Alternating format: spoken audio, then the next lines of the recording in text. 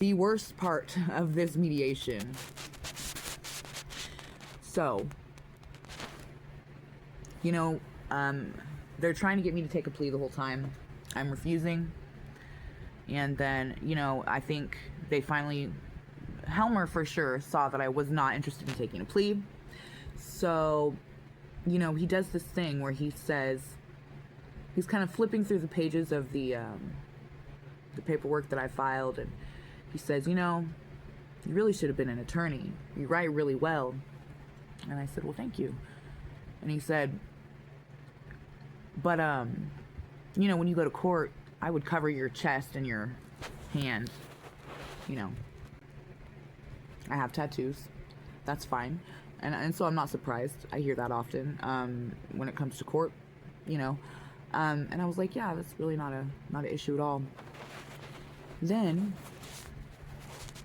this old man, okay, whose eyes won't even look me in the eye. They literally are going two opposite fucking directions, okay? He says to me, he says, and you might want to close your mouth when you're talking to the jury. Otherwise, they're gonna know, Kitty, are you kidding me? Ridiculous. Kitty. Anyway, he said, oh God, that cat. He said, you might want to close your mouth when you're talking to the jury, because if they see your teeth, they're going to know that you were addicted to meth for a long time. Oh no, wait, hold on. I've got to start that story over, because, yes, so they complimented my motions, and they complimented my writing. He said I was obviously a very smart woman and I should have been an attorney. And then he moves on to say, and you're obviously a very beautiful woman, which I thought was very nice of him. So I said, thank you, I really do appreciate that.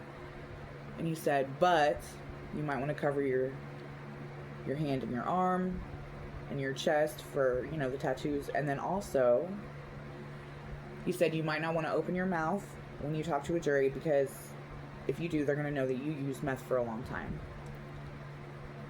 And I informed him that my teeth are missing or chipped because I was in an abusive relationship for years. That's why that's a documented fact. I have proof of that. And he said, nobody's going to know that you were in an abusive relationship.